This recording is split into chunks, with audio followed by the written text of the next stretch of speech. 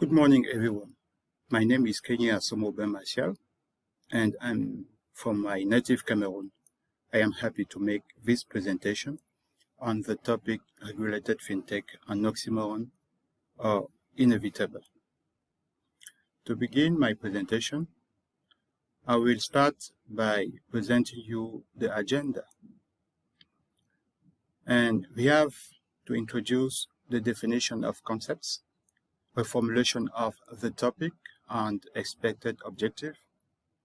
Then we will highlight fintech contributions to economy and focus on the threat of risky and fraudulent behaviors. Then we will look at FIH and Paragon cases. What are the lessons learned from both cases? Is there a need for an adjustment of US regulation of fintech? And then we will end our presentation with the strategy for government's regulation of fintech companies. Okay, what is fintech? Fintech is a technology software company that provides financial services. We have the example of Lending Club and so many other fintech companies in the world. And because of the disruptive nature of their business, the innovative nature of both their approach to the market and the products offered, most fintech companies are startups. Now, what is regulation? A regulation is a rule or a directive made and maintained by an authority, or the action or process of regulating or being regulated. Example, in the United States, financial markets get general regulatory oversight from two government bodies, the Securities and Exchange Commission, SEC, and the Commodity Futures Trading Commission. Okay. Technology software companies that provide financial services are the protagonist industry in this case study. And according to KPMG, in 2018, they attracted about $118 billion in terms of total investment. The success story of these new players in the financial landscape is not without some concerns in terms of risky and fraudulent activities, money laundering, and terrorism financing. For instance, we can recall the Ponzi schemes and investment scams experienced by Izubao, a P2P platform, which allegedly scammed over 900,000 investors of $7.2 billion across China. And the dissemination of fintechs around the world is obvious, as shown in the figure above of the Fintech 100 list for 2019 as published by KPMG. However, risky and fraudulent behavior are the traits of fintech for fintech's business. Fintechs are subject to risky and fraudulent activities. And because of the above, there are many challenges, not only in terms of consumers' protection, transparency, and integrity of the financial ecosystem promoted by fintechs through their activities, but most importantly, in terms of stability of the global financial system.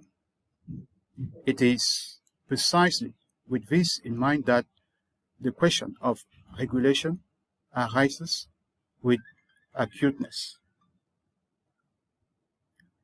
The case study is a reflection on the crypto assets industry in the USA especially the registration of the ICOs, which stand for Initial Coins Offerings, according to the SEC rules. In fact, neither FIH nor Paragon registered their ICOs pursuant to the federal securities laws, nor did they qualify for an exemption to the registration requirements. In relation to the aforementioned shortcomings, the SEC therefore decided to penalize both offenders with the payment of a penalty of $250,000 each, $250,000 each. They were ordered to return the money to the investors to register their tokens and submit regular reporting to the SEC. By doing so, to comply with the SEC regulations, FIH and Paragon were offered the same legal framework as securities issued during an IPO or debt issue, while capitalizing on the new features developed through blockchain technologies. The truth is that the US legislation seemed not sufficient or enough proactive to prevent fraudulent activities in cryptocurrency marketplaces, because fintech grown so fast that regulation has struggled to keep up, resulting in a gray area that some see as a loophole for fraudulent activities and others as an opportunity for innovation. The cases of FIH and Paragon are a perfect illustration. For a long time, the Securities Exchange Act of 1934 was applied to securities promoted and issued by incumbent companies, the SEC behaving on an orthodox manner did think that this act was sufficient to cover the ICO's business. The SEC reacted instead of anticipating the new form of securities issuance, the so-called tokens in the US financial markets. They could have produced suitable and specific rules for crypto assets, startups, or inaugurate a collaboration with these crypto assets firms, a kind of proof of concept to overcome the various challenges that they were likely to pose. With the issuance of ICOs, rules registration to the SEC will have transformed them into STOs, which stand for Security Tokens Offerings. For defining which governmental strategy to choose towards regulation of fintech companies, and especially crypto assets players, it was crucial to acknowledge the fact that the US rules and laws needed an adjustment according to the Financial Stability Board. Fintech has made most inroads in the domain of payments and less in the others. And Aubin Kengne, the Bank of England governor, reinforces this impression when he states that most fintech startups are not regulated as much as traditional financial institutions. Therefore, it was obvious to us to question the US legislation for fintechs in respect of the regulatory frameworks available and designed by the World Bank. So, developing a regulatory strategy in this case is essential to overcome some challenges, especially new entrants, fintechs in our case, providing financial services but do not fit an entity-based regulatory structure. Second, new products, in our case ICOs, which do not clearly map to rules or regulators, the SEC in our case. What are the goals? The goals are to ensure financial stability and integrity, encourage and accommodate innovation for efficiency and inclusion, protect consumers, in our case investors in crypto assets, and foster competition. We looked at emerging regulatory principles, and one drawn our attention. That was the tech neutral, which states that if it meets standards for security, privacy, robustness, we should not care what specific technology is used underneath. In the case of Airfox and Paragon, it was quite the opposite. Why existing regulations were relevant? The Securities Exchange Act of 1934, a controlled experimentation in regulation alongside new technology, new business models, tokenization of securities in our case, were beneficial. On this basis, it is possible that supervisory capacity could be upgraded, including through use of technology. The cultural system and economic structure of the USA had to be considered to keep up with the high investors' demands for security tokens, as they were willing to get more with less.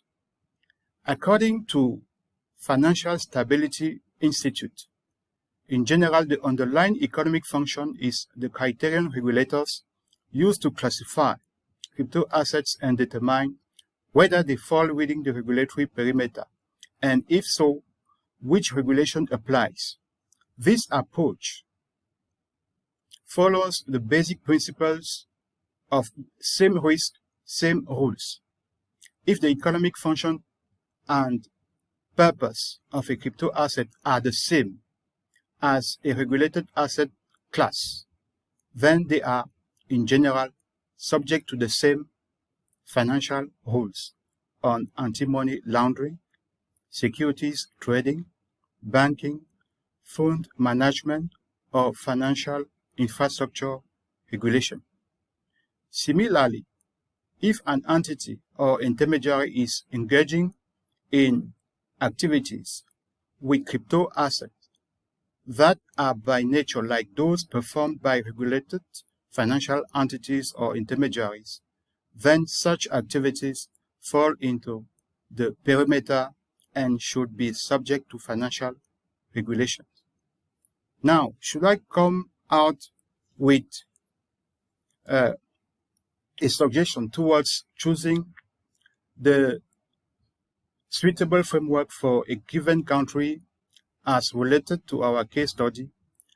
I would say that the US stands at the position to host a regulatory sandbox to allow live testing of innovations.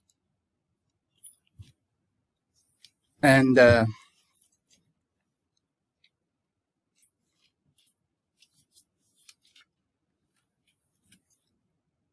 now, what can I say? I would say that the US stands at the position to host a regulatory sandbox to allow live testing of innovations, tokenization of securities under the SEC oversight.